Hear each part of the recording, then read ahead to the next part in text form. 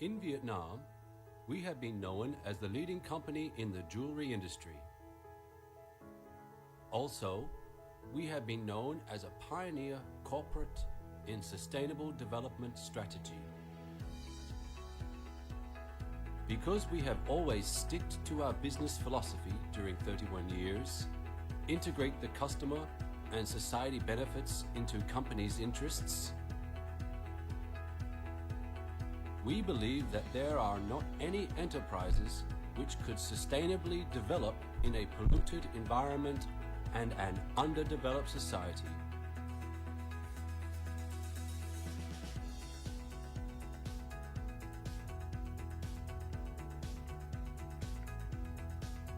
Not stopping there, with PNJ, sustainable development has been... Eyes on me everywhere, but I still take the dare. My game is always fair. I am a champion. Trials don't make me run. The challenge makes it fun. If you see me making an offer, then watch me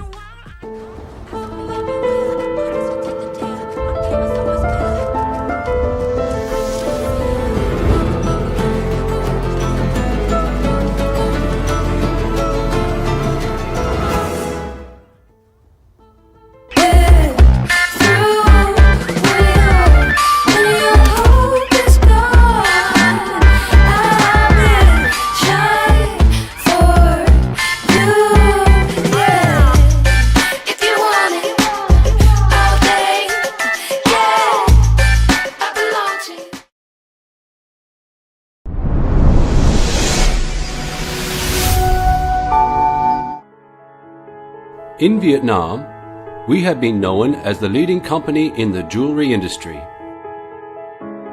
Also, we have been known as a pioneer corporate in sustainable development strategy. Because we have always sticked to our business philosophy during 31 years, integrate the customer and society benefits into companies' interests, we believe that there are not any enterprises which could sustainably develop in a polluted environment and an underdeveloped society.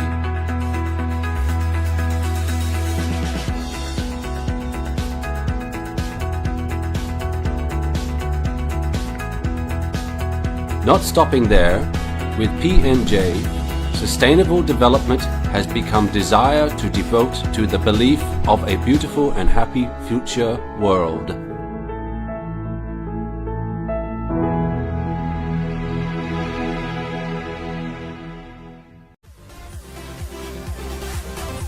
Ngân hàng Thương mại Cổ phần Ngoại thương Việt Nam chi nhánh Tân Bình được thành lập từ năm 2006. Qua hơn 15 năm hoạt động trên thị trường, Vietcombank chi nhánh Tân Bình hiện là một trong những chi nhánh ngân hàng thương mại cổ phần lớn trên địa bàn thành phố Hồ Chí Minh. Vietcombank chi nhánh Tân Bình có trụ sở chính tọa lạc tại số 108 Tây Thạnh, phường Tây Thạnh, quận Tân Phú, thành phố Hồ Chí Minh. Hiện có 6 phòng giao dịch gồm phòng giao dịch E-Town, phòng giao dịch Tô Ký, phòng giao dịch Lý Thường Kiệt, phòng giao dịch Bào Cát, phòng giao dịch Tân Sơn Nhì và phòng giao dịch Lũy Bán Bích. Về nhân sự, Vietcombank chi nhánh Tân Bình hiện có hơn 180 cán bộ nhân viên. Với bề dày hoạt động, phương châm hành động, chuyển đổi, an toàn, hiệu quả, bền vững và đội ngũ cán bộ có năng lực, nhạy bén với môi trường kinh doanh hiện đại, mang tính hội nhập cao, Vietcombank chi nhánh Tân Bình luôn là sự lựa chọn hàng đầu của các tập đoàn, các doanh nghiệp và của đông đảo khách hàng cá nhân trên địa bàn. Chúng tôi cung cấp đa dạng các sản phẩm dịch vụ như dịch vụ thanh toán và ngân quỹ, dịch vụ huy động vốn, cho vay, bảo lãnh, thư tín dụng, chiết khấu bao thanh toán, dịch vụ thẻ ghi nợ, thẻ tín dụng, dịch vụ mua bán ngoại tệ, thanh toán quốc tế, tài trợ thương mại. Cùng với sự phát triển của công nghệ số, Vietcombank chi nhánh Tân Bình đang đẩy mạnh triển khai các dịch vụ ngân hàng điện tử như dịch vụ mở tài khoản Vietcombank trực tuyến, dịch vụ Vietcombank Digibank cho khách hàng cá nhân, Vietcombank Digibit cho khách hàng doanh nghiệp, kèm theo các dịch vụ hoàn toàn miễn phí. Bằng trí tuệ và tâm huyết, các thế hệ cán bộ Vietcombank chi nhánh Tân Bình đã, đang và sẽ luôn nỗ lực để xây dựng Vietcombank chi nhánh Tân Bình phát triển ngày một hiệu quả và bền vững.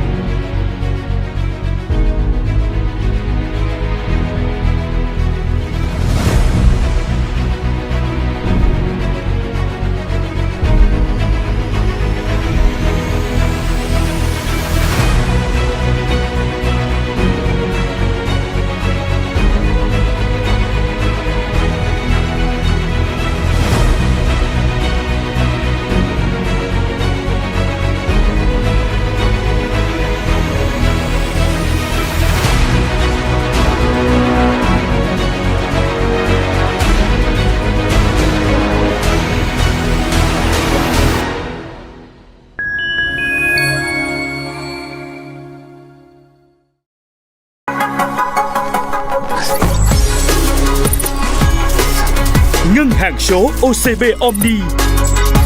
Tốc độ, an toàn, tiện nghi.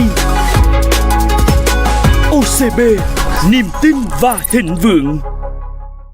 Hoa Bin Innovation Center, HBIC is an open innovation ecosystem born from actual needs. The time between improvements is shrinking. Developing trend of interdisciplinary subjects. Increasing demand for the product commercialization. Innovation creates sustainable competitive advantages. To improve R&D investment efficiency and expand commercialization opportunities, HBIC aims at open innovation. Multiple enterprises. Innovation from outside of corporates. Interaction inside the ecosystem. Located in the science space of Ho Chi Minh City High-Tech Park, SHTP, with an area of 2.4 hectares, the infrastructure of HBIC will be commenced in 2023, intending to create an open innovation ecosystem, including key members. Enterprises. Individual inventors and startups. Universities and research institutions. Startup supporters. Venture capital funds. Auxiliary industry suppliers. 6 key technological areas of HBIC's priorities. New material technology, information technology, biotechnology and biomedical, technology for construction, industry automation, green technology. Operation orientation, ecosystem establishment, connection and development, professional training, seminars, investment, co-investment, product commercialization. Our vision is to become a pioneer and model open innovation center in Vietnam with global standards.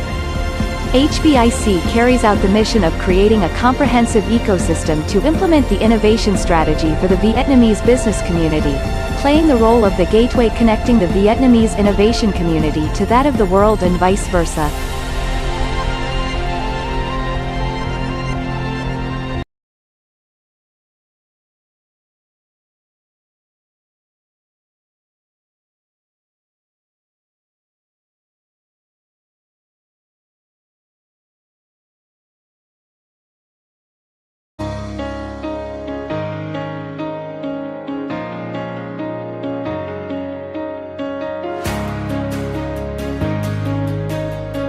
Chào mừng bạn đến với Đại học Kinh tế Thành phố Hồ Chí Minh (UEH), đại học công lập trọng điểm quốc gia có uy tín trong khu vực thế giới.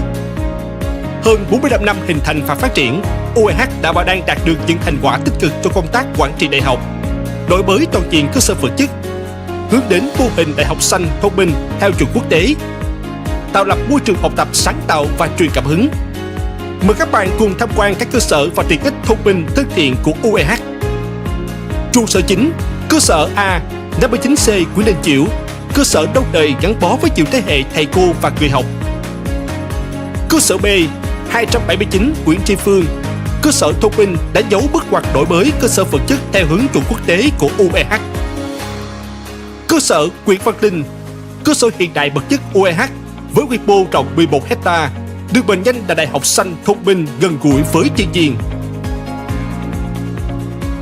Cơ sở C 91 đường 3 tháng 2, cơ sở dành cho trung tâm Pháp Việt với diện mạo hiện đại, thoáng mát. Cơ sở D 196 Trần Quang Khải, một trong những cơ sở chính năng động của Viện Đào tạo Quốc tế ISB. Cơ sở E 54 Nguyễn Văn Thủ, cơ sở chuyên dùng giảng dạy tiếng Anh, đào tạo kỹ năng cần thiết cho thế hệ công dân toàn cầu. Cơ sở H 1A Hoàng Diệu, cơ sở yên tĩnh, gây ấn tượng với thư viện chuyên ngành hiện đại, trụ sở chính của chương trình New Zealand. Cơ sở Y 17 Phạm Ngọc Thạch, ngôi nhà chung của các ESBR, những cử nhân tài năng với chương trình học hoàn toàn bằng tiếng Anh. Cơ sở V 232/6 Võ Thị Sáu, khu phức hợp của Viện Đổi mới sáng tạo, Viện Đô thị thông minh và quản lý, UEH Baltic Hotel. UEH Phân hiệu Vĩnh Long 1B Nguyễn Trung Trực, cơ sở đào tạo đại học trực thuộc UEH với chương trình giảng dạy mô hình quản trị như cơ sở Thành phố Hồ Chí Minh. Cơ sở đào tạo nghiên cứu tại Nha Trang, dự án cung cấp nguồn nhân lực chất lượng cao của UEH cho khu vực miền Trung Tây Nguyên. Ký túc xá 135 Trần Hưng Đạo phục vụ hơn 800 sinh viên nội trú, mang đến trải nghiệm sinh hoạt và học tập hiện đại thân thiện. ký túc xá 43-45 huyện Chí Thành, địa điểm thuận tiện cho việc di chuyển của sinh viên với khuôn viên rộng rãi tiện ích. Các cơ sở của UEH có bề dày lịch sử, hiện đại,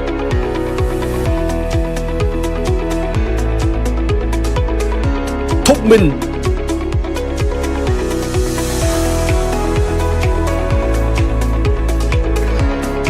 công nghệ,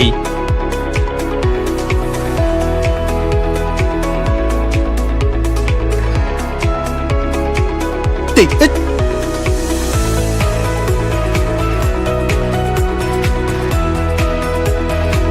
thân thiện,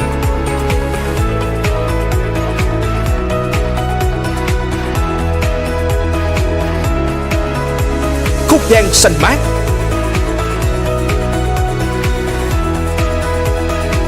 và gần gũi thiên nhiên.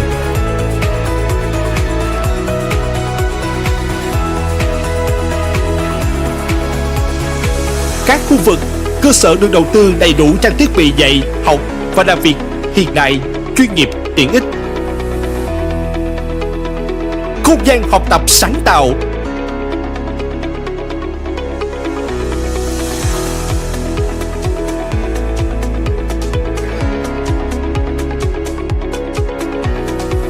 Khu tự học yên tĩnh. Trung tâm mô phỏng. Thư viện thông minh.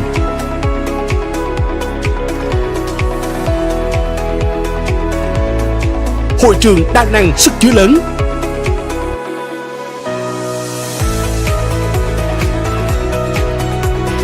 Phòng hội thảo chuẩn quốc tế.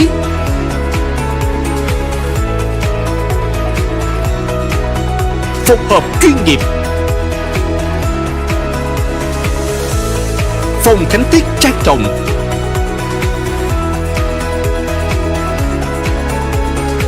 Văn phòng làm việc hiện đại. Khu vực cà phê năng động.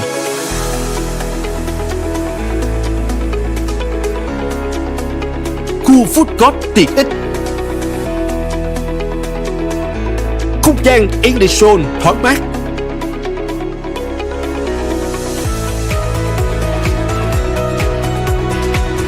Quảng trường lung linh về đêm. Vườn ươm khởi nghiệp.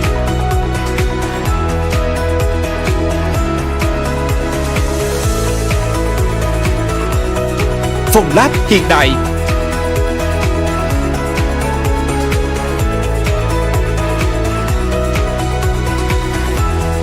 Khách sạn tri thức UEH Boutique.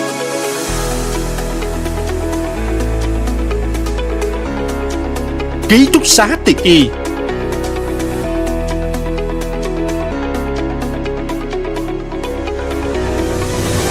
Hướng đến tạo lập một môi trường đào tạo đạt chuẩn quốc tế cho giảng viên, sinh viên. Đại học Kinh tế Thành phố Hồ Chí Minh luôn nỗ lực không ngừng để nâng cao chất lượng giảng dạy và học tập, nghiên cứu, cải tiến cơ sở vật chất, đầu tư trang thiết bị hiện đại khang trang. Đánh dấu thành tựu và nỗ lực của tất cả tập thể UEH. Đây là minh chứng cho những bước đi đúng đắn, chiến lược đột phá trong tiến trình tự chủ đại học và phát triển của nhà trường.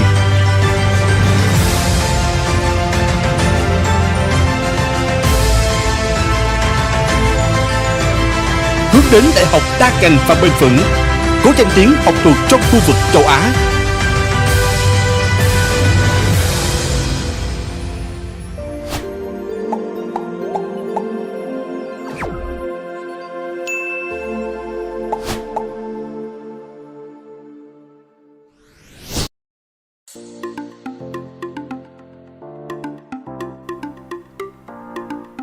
Sự phát triển của cách mạng công nghiệp 4.0 và xu hướng toàn cầu hóa tác động rất lớn đến đào tạo, nghiên cứu, tư vấn trong lĩnh vực kinh doanh hàng hóa, dịch vụ. Toàn cầu hóa làm cho các điều kiện về kinh tế, xã hội, công nghệ, hành vi kinh doanh thay đổi nhanh chóng. Sự kết hợp giữa các lĩnh vực thương mại, ngân hàng, tài chính, du lịch, kế toán, quản trị trong một môi trường là tất yếu để đạt hiệu quả trong đào tạo, nghiên cứu và tư vấn kinh doanh nhằm đáp ứng nhu cầu nguồn nhân lực chất lượng cao trong nước và hội nhập. cùng với chiến lược tái cấu trúc trường Đại học Kinh tế Thành phố Hồ Chí Minh trở thành đại học đa ngành, đa lĩnh vực về kinh tế, kinh doanh, quản lý, luật, thiết kế và công nghệ, phù hợp bối cảnh quốc tế hóa trong giai đoạn 2021-2025, thừa hưởng thành quả top 1.000 trường đào tạo kinh doanh tốt nhất thế giới và top 3 trường đào tạo thạc sĩ quản trị kinh doanh tốt nhất Việt Nam do tổ chức quốc tế ED Universal, tổ chức xếp hạng các trường kinh doanh uy tín trên thế giới công nhận. Trường kinh doanh UEH. Trường kinh doanh ra đời với sứ mạng đào tạo nhân lực chất lượng cao, đẩy mạnh quan hệ quốc tế, nghiên cứu và chuyển giao tri thức mới trong lĩnh vực quản lý, kinh doanh đến cộng đồng doanh nghiệp, học giả, nhà quản lý trong khu vực và trên thế giới. 13 ngành đào tạo bậc đại học: quản trị kinh doanh quốc tế, marketing, kinh doanh thương mại, tài chính ngân hàng, tài chính quốc tế, bảo hiểm, kế toán, kiểm toán, quản trị dịch vụ du lịch và lữ hành, quản trị khách sạn, logistics và quản lý chuỗi cung ứng, quản lý bệnh viện. 4 ngành đào tạo bậc thạc sĩ và tiến sĩ: quản trị kinh doanh thương mại, tài chính ngân hàng, kế toán.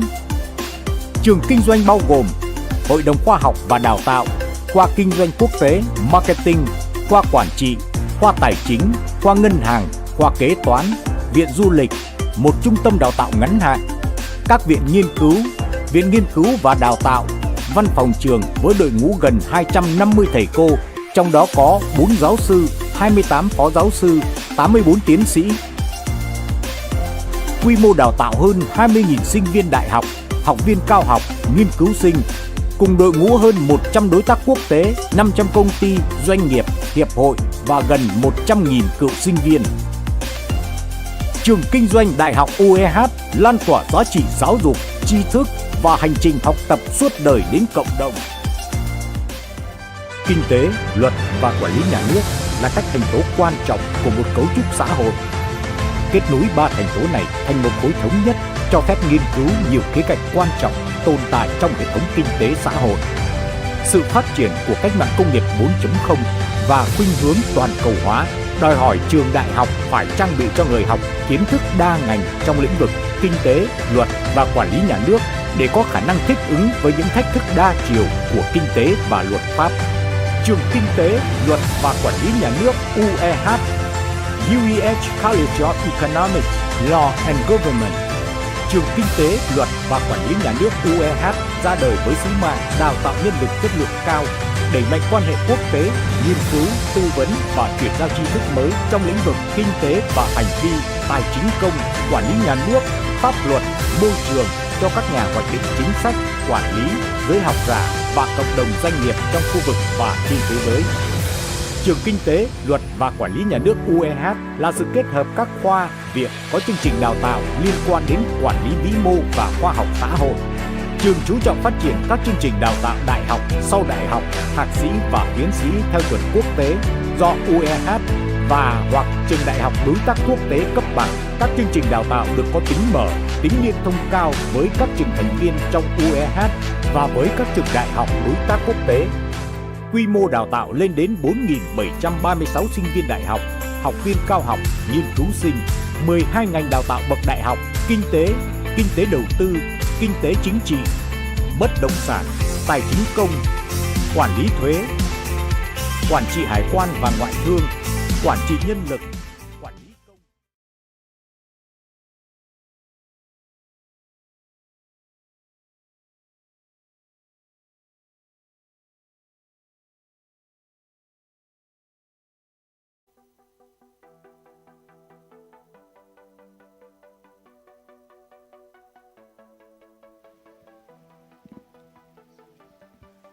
Good afternoon, distinguished guests, ladies and gentlemen. Our event will be starting shortly. Please be seated and set your mobile phones to silent mode. Thank you.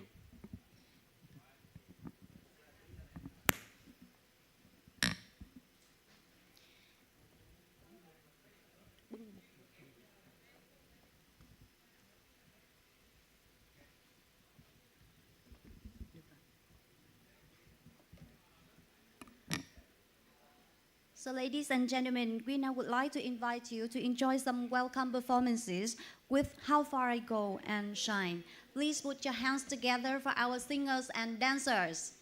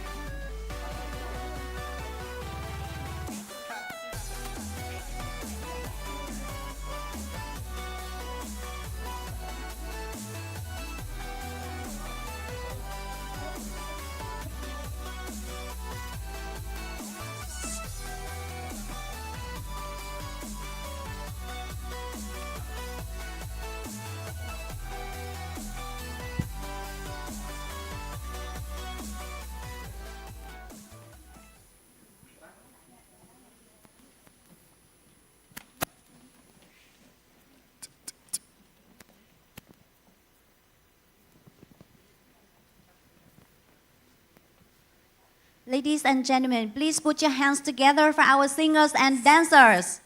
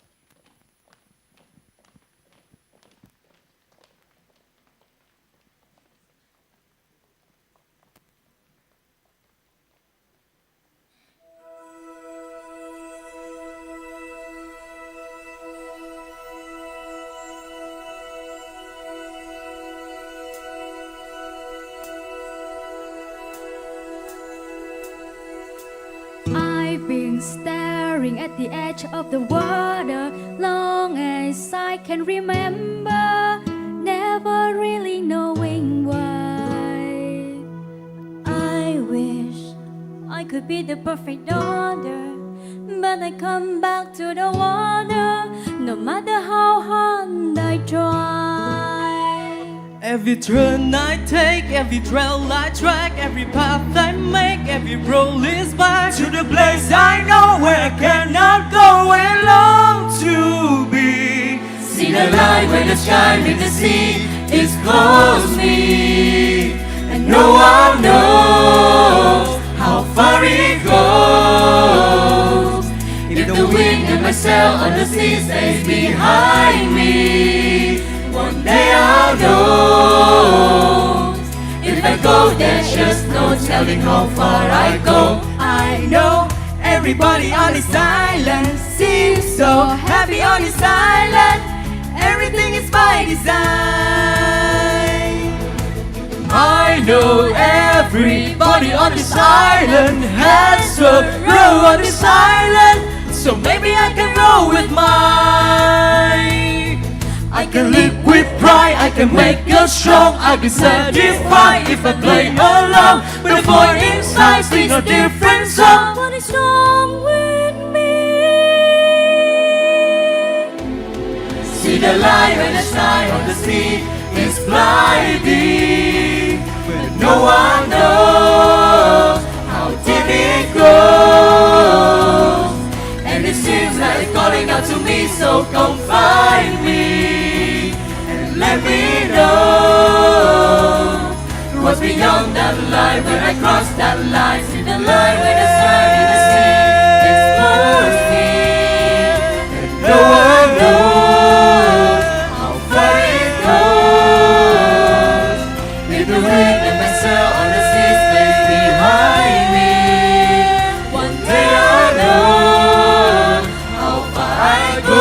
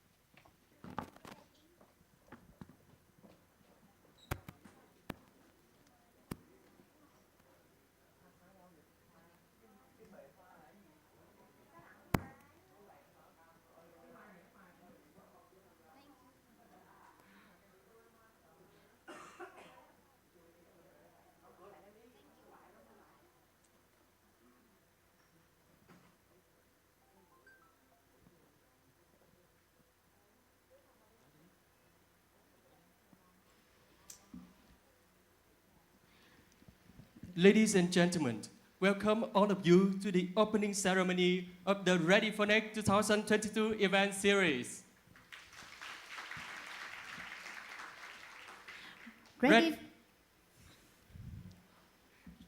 Ready for Next 2022 is an event series taking place from December 4 to December the 11th, organized by UEH University in collaboration with more than 13 domestic and international partners, including those in Asia, Europe, America, and Australia, such as University of Information Technology, Vietnam, Chung Un-Chan University, Korea, Ulsan Art Museum, South Korea, Handong Global University, Korea, Seoul National University, South Korea, United Nations Academic Impact, Korea, Portland State University, United States, the University of Melbourne, Australia, University of Auckland, New Zealand, National Institute of Technology, Calicut, India, Volgograd State University, Russia, University of Trieste, Italy, and Polytechnic University of Milan, Italy. Well, ladies and gentlemen, Ready for Next includes more than 80 activities ranging from presentations, workshops, talk shows, tech design to exhibitions, fashion shows, classical music performance, and technical tours. All activities are pivoted around tech and design, sustainable development goals, and categorized into 4 main international conferences: sustainable university development, opportunity and challenges, resilience by technology and design, a future resilience through smart city lens, and tech fusion. Ladies and gentlemen, in this event, we are honored to welcome our distinguished guests and representatives. Regarding our distinguished guests, we would like to introduce Dr. Chung Un-Chan, former Prime Minister of Korea.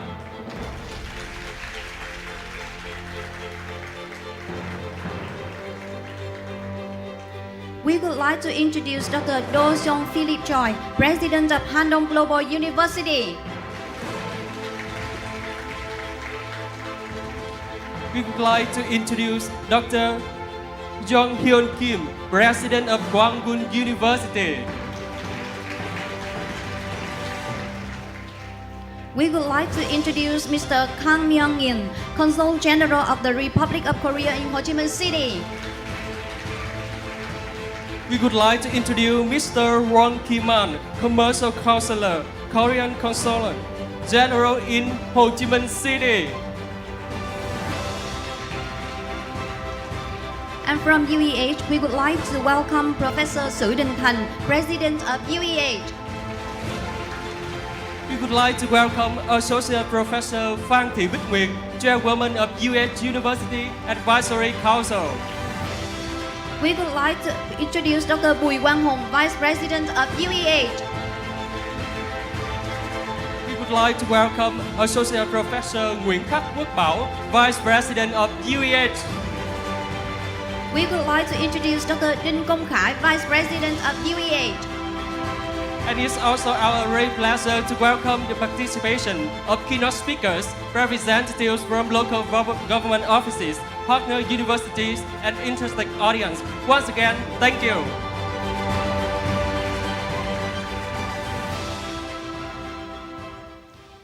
And now may we invite you all to enjoy a short video of all activities within Ready for Next. Please enjoy.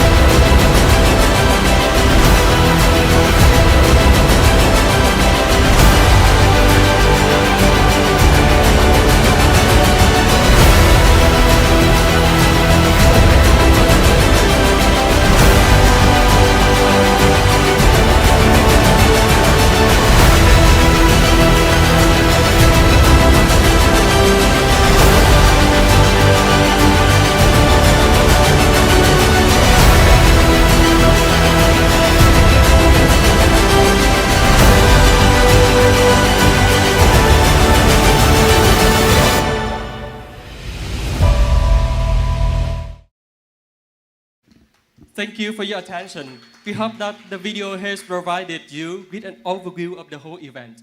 During Ready for Next, participants will have the chance to explore interesting information across various topics through inter- and transdisciplinary conferences and festivities to address world problems.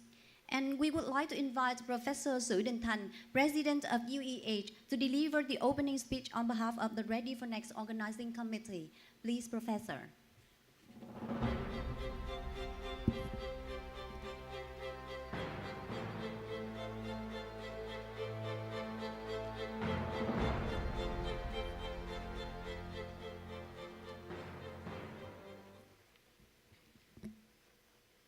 Good afternoon, distinguished guests, ladies and gentlemen. greeting and thank you all for being here today.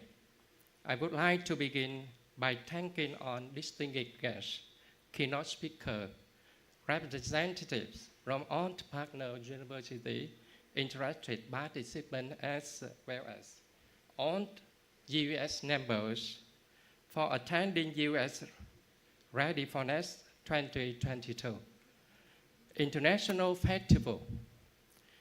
The event will feature for major international conferences and exhibitions on the joint list organized by US University and more than 30 local and international education partners. Together, we expect that this will facilitate a society transition to sustainable development. For the last 2 years, University of Economics Ho Chi Minh City has undergone major transformation to become a multidisciplinary and sustainable university of the new Asia. We adopt new core functions and that put emphasis on the people and make sure that to integrate trends in interdisciplinary principles in the teaching and research activities. By incorporating this value to internal at the UET, we seek to encourage our surrounding communities to engage in these transit activities, spread knowledge, and act in the sustainable manners. For the society to be sustainable, there must be people who understand and act accordingly. Changing for sustainability is no longer a university responsibility, but the responsibility of society and the world. Through the Ready for Next International Festival, ready to transform for the sustainable development of community, US commits in its role as a leading national public university to always be at the forefront of education, research, and delivery of innovative solutions to improve Vietnam on a daily basis. Ready for Next 2022 is considered a key program for US. As we near to end of the year, throughout the event, there will be plenty of the opportunities for the scientific and artist talks with many prestigious universities and international organizations seeking to exchange ideas and perspective on wide variety of topics.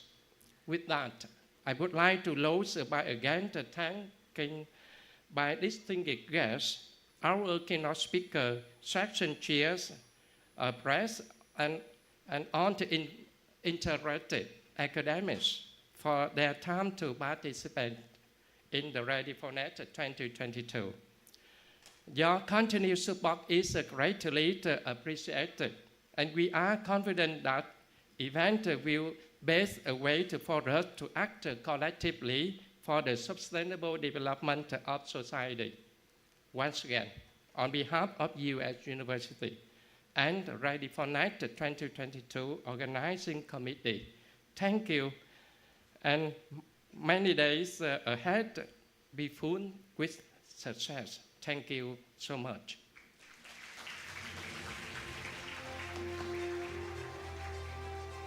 Thank you, Professor Sử Đình Thanh. And that's officially kickstart Ready for Next 2022.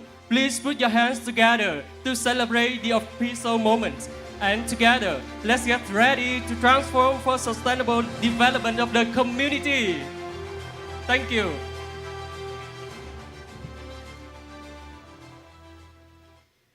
Ladies and gentlemen, we now would like to introduce a special guest of Ready for Next 2022 today, Dr. Chung Un-Chan. Dr. Chung Un-Chan served as the 40th Prime Minister of the Republic of Korea during 2009 and 2010. Prior to that, he was the 23rd President of Seoul National University for 4 years since 2002. Dr. Chung began his academic career as an assistant professor at Columbia University in 1976 and then a professor of economics at Seoul National University. Dr. Chung received a PhD in economics at Princeton University and an honorary degree in international education at the Far Eastern National University in Vladivostok, Russia. Dr. Chung continues to author books and academic papers and to conduct research on macroeconomics and financial markets with enthusiasm. He has numerous publications in both Korean and English. At the moment, he is the chairman of Korea Institute for Shared Growth, an independent research institute. And ladies and gentlemen, please join us in welcoming on stage Dr. Chung Un-Chan, former Prime Minister of Korea.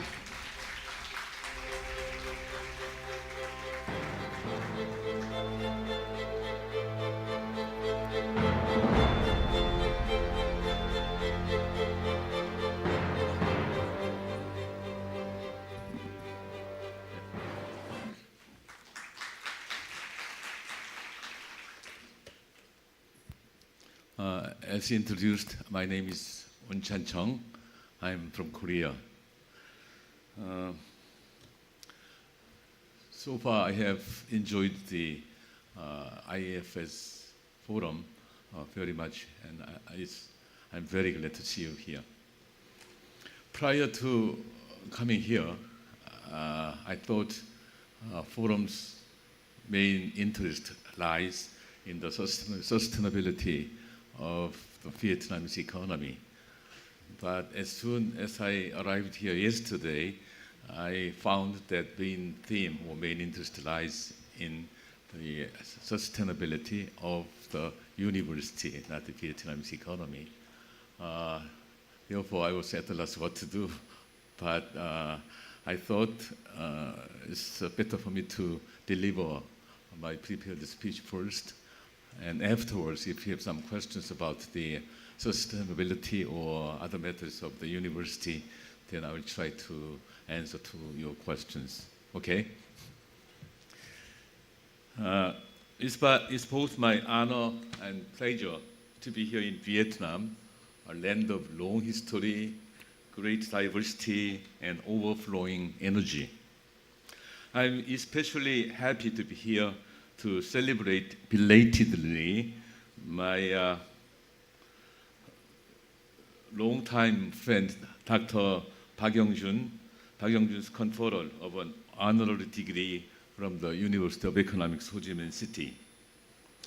I'm doubly honored to be here in Vietnam in the 30th anniversary of Korea's diplomatic relations with Vietnam.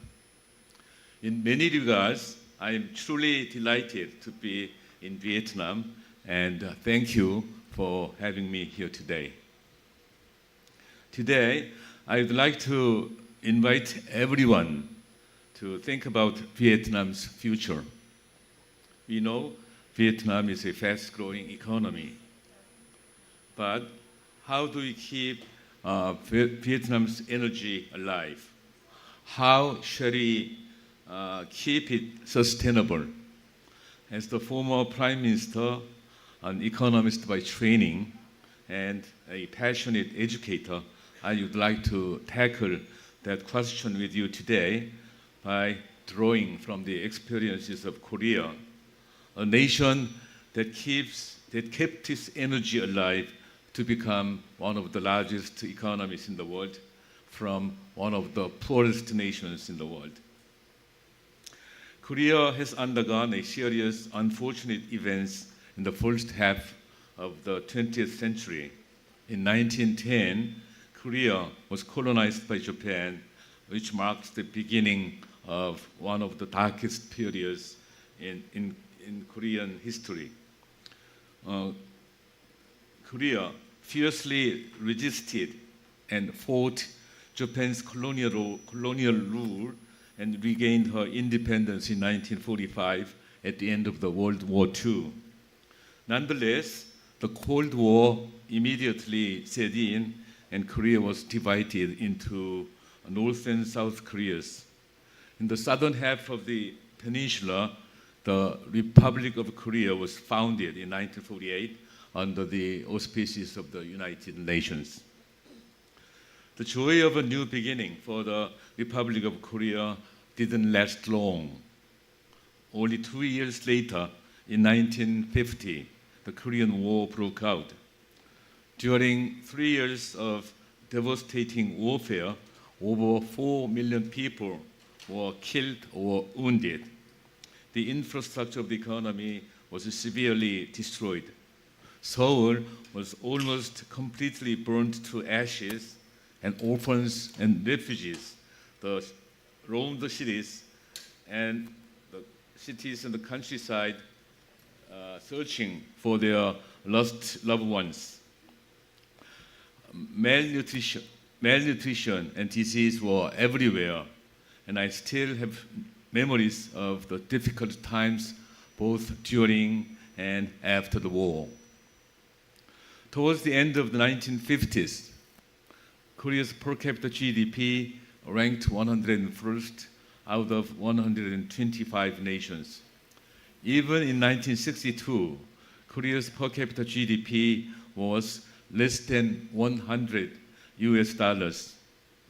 Over 40% of the nation's population suffered from absolute poverty, and it seemed as if there was no way out. But now, Korea is one of the 7 countries in the world which have the population larger than 50 million, and at the same time, per capita GDP higher than $30,000. The other 6 countries are the US, Japan, Germany, the UK, France, and Italy. Korea is the first and only nation to transition from a foreign aid recipient nation to a donor nation in the world history. Some people refer this achievement as the Korean miracle or the miracle of the Han River. Natural question to ask would be, how did Korea do it? Numerous scholars have asked the same question and analyzed Korea's economic development in the search of an answer. There cannot be one right answer to this question, but there is one factor that lies underneath all other factors, which is education. Korea is not endowed with rich natural resources. She has limited supplies of coal, iron, tungsten, limestone, and kaolin, while other resources are scarce or non-existent. Arable land accounts for only just 20% of total land.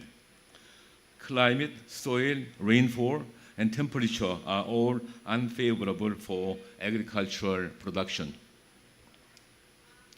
A focus on education and investment in human capital was critical. With no significant natural resources or accumulated capital, South Korea had to rely on a highly educated workforce to drive economic growth, and the Korean people possess great passion for education. Are you following me? Okay. In fact, passion for education has a long heritage in Korea. Perhaps a famous anecdote will help you to understand the Korean people's attitude toward education. It involves a 16th century scholar, Seok Han, who is recognized as one of the foremost calligraphers in Korean history. I will refer to him as Han. Han's mother, despite her desire to keep her son by her side, sent him to a Buddhist temple in the mountain so that he could focus on studies, away from distractions. Some years later, still immature and unmotivated, Han returned home one day and told his mother that he no longer wished to pursue calligraphy. Although she was delighted to see her son again, she was determined to see him finish his education. His mother, who was supporting Han by selling rice cake in the marketplace, proposed a contest. They would turn the candlelight off, and if Han could write calligraphy better, then she could slice the rice cake in complete darkness. Then he could do whatever he wanted. When they turned the candlelight back on, Han's calligraphy was humiliating at best, while each piece of the rice cake sliced by his mother boasted perfect form and size. Realizing that his studies and practice didn't come close to completion, Han was humbled and returned to the temple, determined never to return home until he could be the best calligrapher in Joseon dynasty. Can you imagine yourself in place of Han? First, your mom sends you off to a remote temple in the mountains. When you return, she scolds you for being immature and sends you back until you make enough progress in your studies. This is how much the Koreans value education. The tradition still pushes the Korean people to study more and to work harder. I myself had numerous helpers and mentors who allowed me to fulfill my academic pursuits. I was born in the countryside, and during my elementary school years, my family couldn't afford my lunches. My mother worked at a hospital, washing the clothes to support my siblings and me during the tough post-war years. She kept reminding me of her confidence that a bright future awaited me, so that poverty should not discourage me. I worked as an in-house tutor since high school years, all the way through college to earn tuitions, but I never neglected my own academics. Besides my mother, I had others who imbued me with confidence throughout my youth. They all had a passion for education. Without the conviction of my supporters and professors, my academic path from the countryside to Seoul to the United States and myself today would not have been possible. Indeed, a nation's education and economic development go hand in hand. There is a symbiotic relationship between a country and its educational institutions, as they are responsible for producing the nation's intellectual capital, thereby instilling the proper methodology for good governance, economic stability, and social welfare.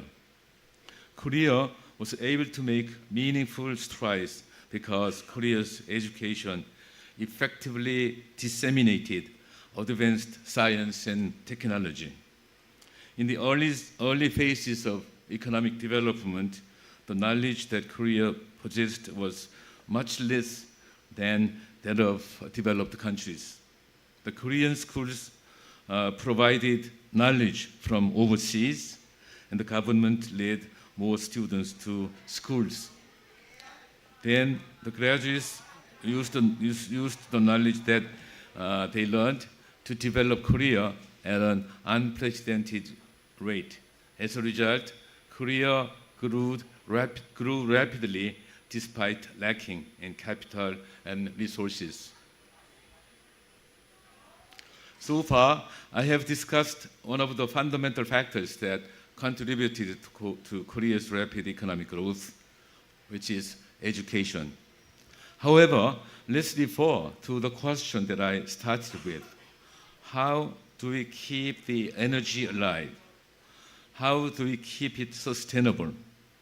We do not want our progress to be a momentary glory. We want it to last. In this regard, we must remember that our approach to education and the economy must adapt as the nations develop. To be more specific, it may be enough to encourage students to study up on what other advanced nations are doing to follow the leading nations. But as the nation catches up with the front runners, the return on simply transferring and sharing knowledge from developed nations diminishes. For example, as efficient as Korean universities were in sharing knowledge, it has become more evident that our universities lacked the ability to create new knowledge. It has become more evident that our universities lacked the ability to create new knowledge. Unfortunately, the following who is in the front method could not instill creativity, critical thinking, and ingenuity to create new ideas and technology. This issue becomes increasingly relevant since the road to economic prosperity depends on overcoming ongoing technological challenges by way of initiative, innovation, and flexibility. In other words, as the economy develops, a nation must be prepared to shift its educational goals from that of transferring knowledge to creating it.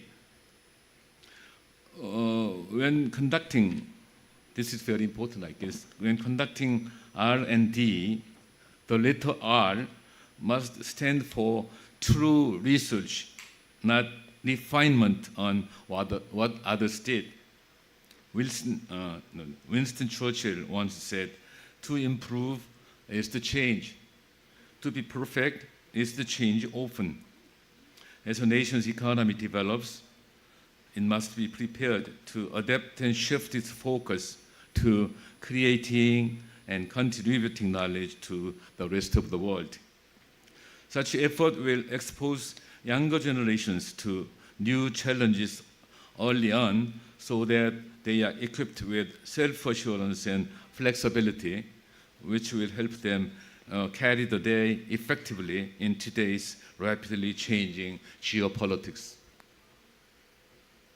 Lastly, I would like to direct your attention to fair competition as a prerequisite to sustainable economy. Korea's economic development in the formative years employed theory of unbalanced growth. That is, Korean government allocated resources to industries that exhibited highest potentials instead of distributing resources throughout all industries.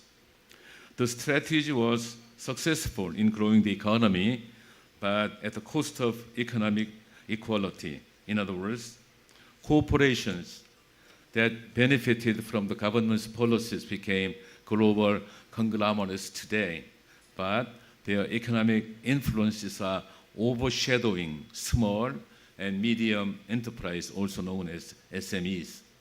Gini coefficient in Korea is rising fast, and wealth is being polarized, where the rich get richer and the poor get poorer, and the economic growth rate is not as high as it once used to be. A list of solutions would include well-educated population, many engineers, designers, and other professionals, enormous deposits of knowledge, educate capital, strong public education, efficient economic institutions, and legal system congenial to the promotion of entrepreneurship, etc., etc. But I would like to emphasize that the solution can be summed up as two words, which is shared growth. It may be unconventional to discuss topics like shared growth in developing nations, but I propose Vietnam to keep shared growth in mind because first, the vicious cycle of rich gets richer and poor gets poorer is extremely difficult to break after the country's economy grows.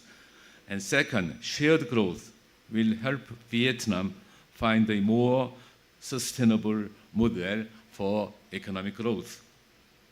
To briefly explain, shared growth is a philosophy that promotes economically growing together. Various scholars in different fields may refer to it with a slightly different name. For example, OECD people use the term inclusive economy, which shares similar ideas with shared growth. What is more important than what we call it is what growing together truly means. By growing together, shared growth aims to promote fairer distribution without curbing vigorous economic growth. People sometimes misconstrue shared growth as another distribution mechanism that takes away from the rich and gives it away to the poor. I do not blame them because traditionally in economics, growth and distribution were in an or relationship. You could either pursue growth or distribution in economics. If you wanted to push for economic growth, distribution has to take a back seat.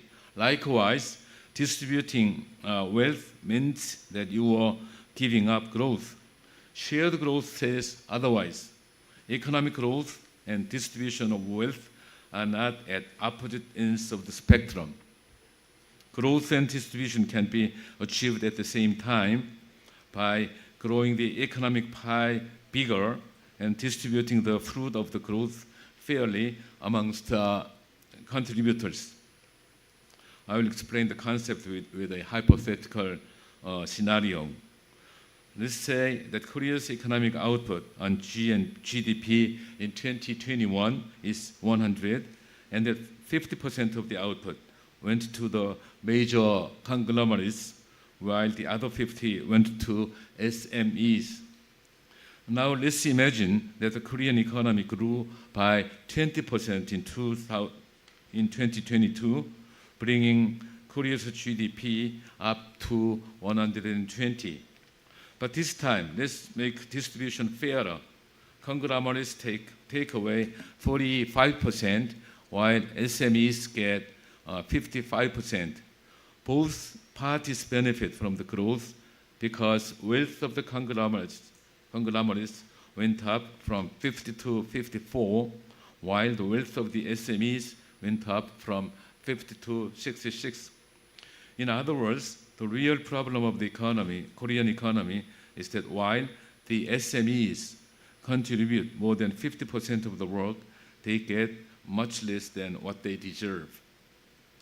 When we make the distribution process fairer and pay the SMEs for what they really deserve, we can achieve growth and distribution at the same time.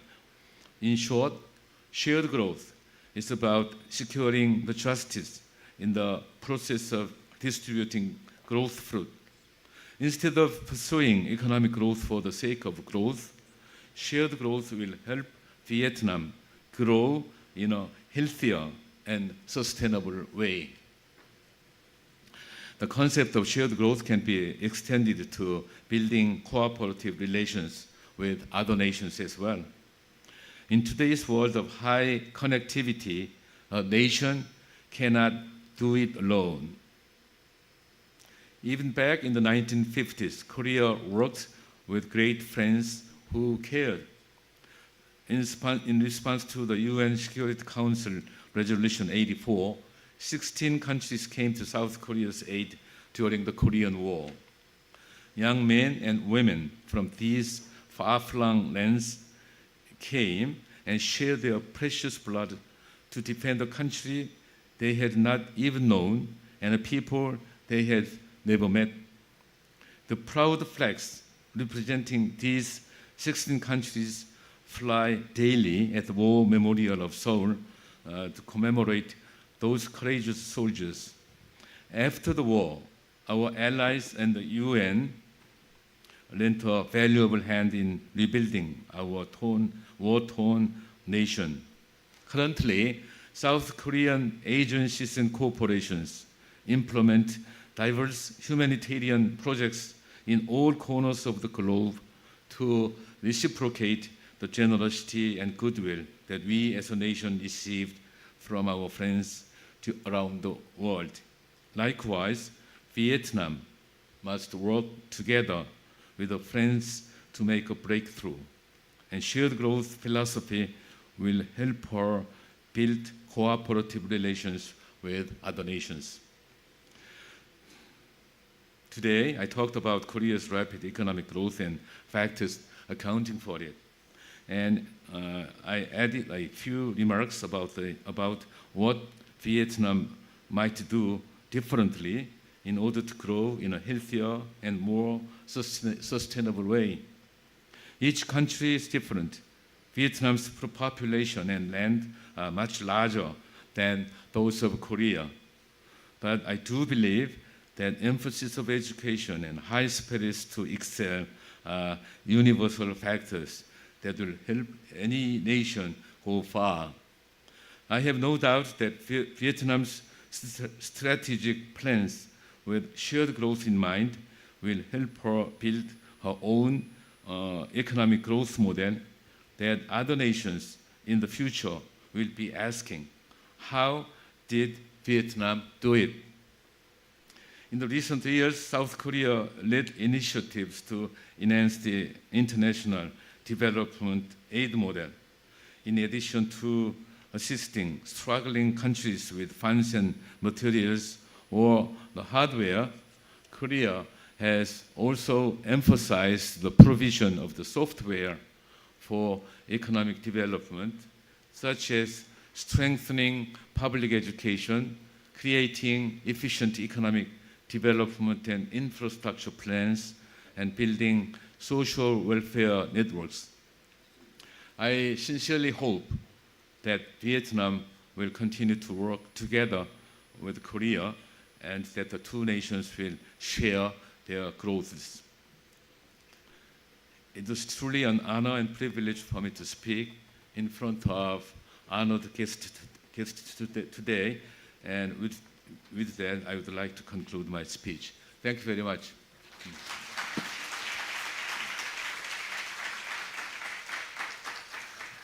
As introduced, I was working as president of Seoul National University during the years 2002 and 2006. So I have some idea about the sustainability of the university, especially Seoul National University and other representative universities in the world. So if you have any question about that, then I will try to answer to those questions. In this case, I would like the lady, Dr. Luyen, where are you? Please help me. I mean, she's now working as an interpreter for me, and if you ask in Vietnamese, then she will help me to answer.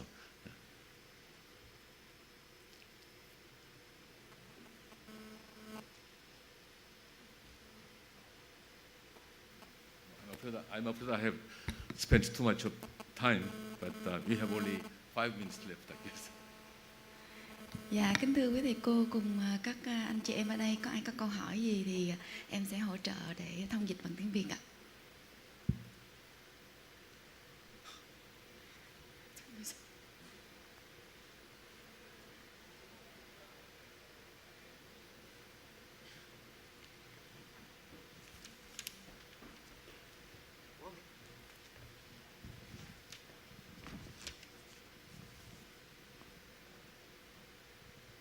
I'm very sorry, I'm not a student to take your place having a question here. But I have to explain why I'm taking, I raised my hand. I took a class from Prime Minister Chung 30 years ago. He taught me macroeconomics. As I hear today, his explanation is crispy and succinct and simple as he was before.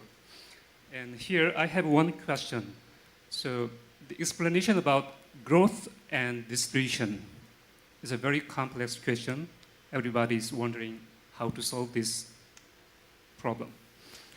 And I heard a hypothetical case, for example, 100 and growth 20%, and you have to distribute fairly among conglomerates and SMEs. I agree there should be a fair method of distribution. But the problem is, well, it is easier said than done. So we have to find out how to distribute fairly, the method. That is the question. And I remember Japanese Prime Minister Kishida is talking about new capitalism.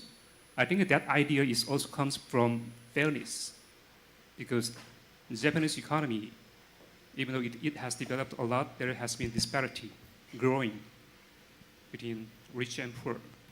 So we have the same question for Korea, how to distribute fairly.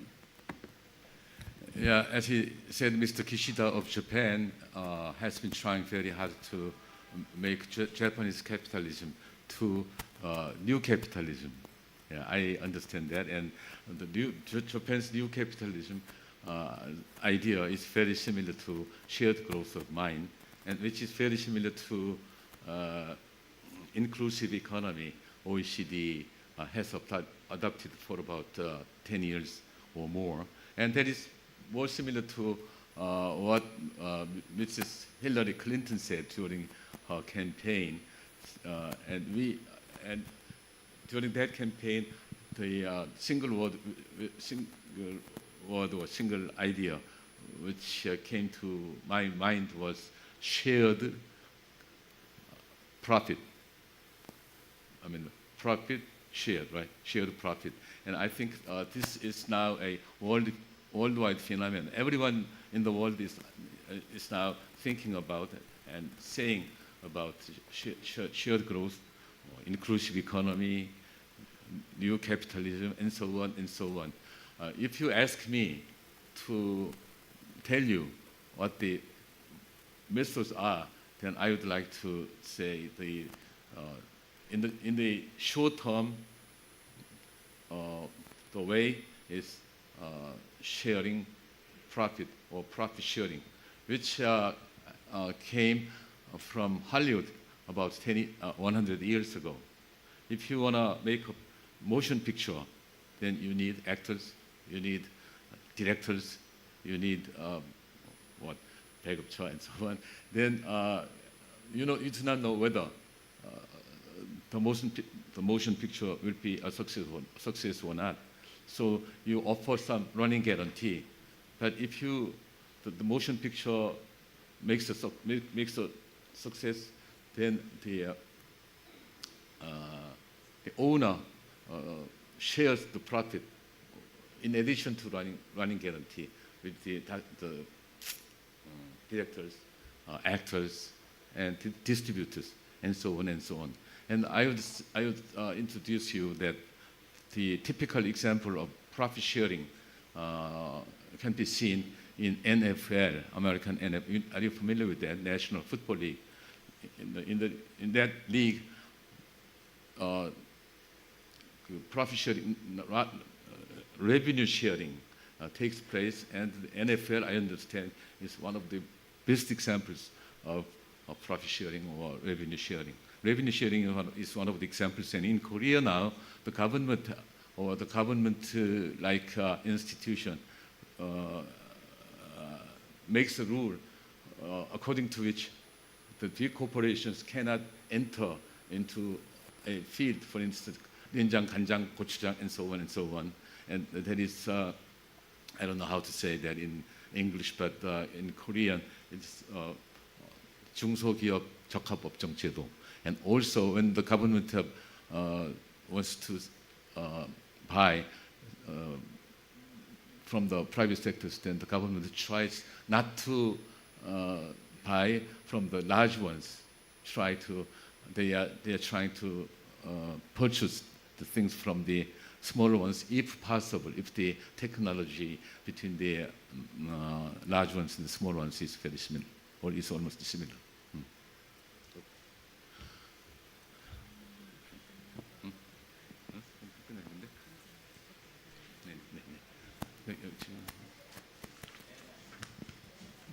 So, thank you so much. It was so inspiring, your speech. But I just wanted to ask you a question. So in this, let's say, rethinking the distribution of richness, and so to avoid this imbalance between the rich and the poor, which is still based on economy and on economic rules, what about the planet? And what about the risks we are facing, which really force us to rethink overall our economic system and not just to try to rebalance it? Thank you. I'm sorry, I didn't follow you. I was thinking, but I'm not an economist, so forgive me. No, I was thinking about how in this redistribution, so rebalancing the profits from the main, let's say, actors to small and medium enterprises. Yes, as far as I could understand, this still is a different way of performing economy. But now we have to face also environmental and climate crises, which call for huge expenses and perhaps for a different profit, a different type of thinking about the profit. So is your model taking into account this different balancing with one actor, which is fundamental, which is our planet? I'm at how to respond to that question, but I would like to tell you that the changes, that the world is changing. We have to change our mindset. Now, I'm not sure whether you are familiar with ESG or not, but ESG, environment, social, and governance, is the new idea of the world. From next year on, the E, environment rule will will be applied, and other methods, other things about, other things related to social and governance will be applied too. So we have to change the mind that the world is changing. The world is changing. That about 2 or 3 years ago, PRT, which is, I would say, the most conservative group in the United States, business round table, told the people that from now on, the firms must take care of every stakeholder, not only the Juju, but also other people. So I think the world is changing, and we have to change our mindset. Okay, thank you very much. Thank you very much, and may we invite on stage Professor Sử Đình Thành to present the flower to Dr. Chung Un-Chan as our great appreciation for his sharing.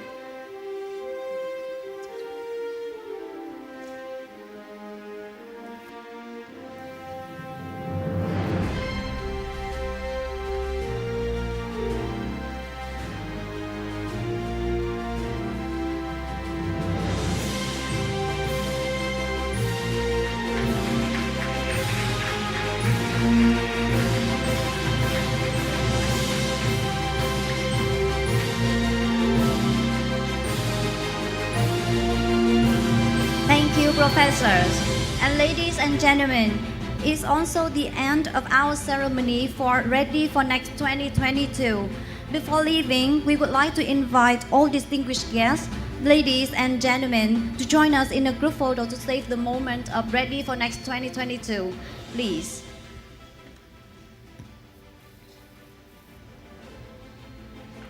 Please, distinguished guests, ladies and gentlemen, please join us in a group photo.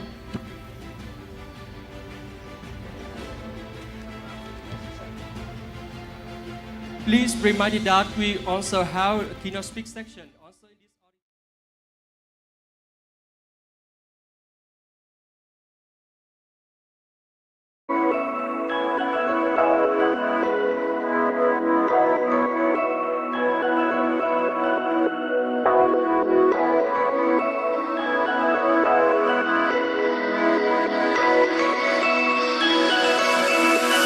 Thank you.